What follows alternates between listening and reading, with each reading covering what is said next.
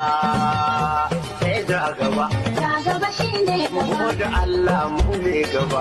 Ja gaba shine gaba.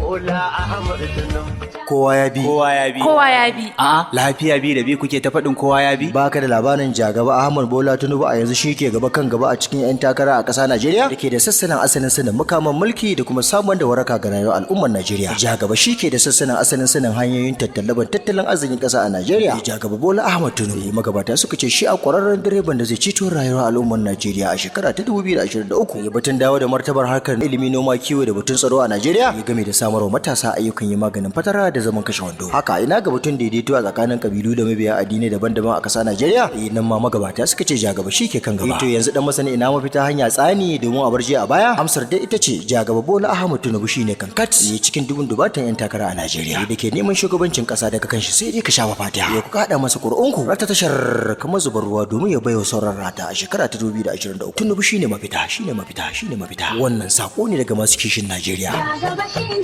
gaba. Da Allah mu ne gaba. Ja gaba shine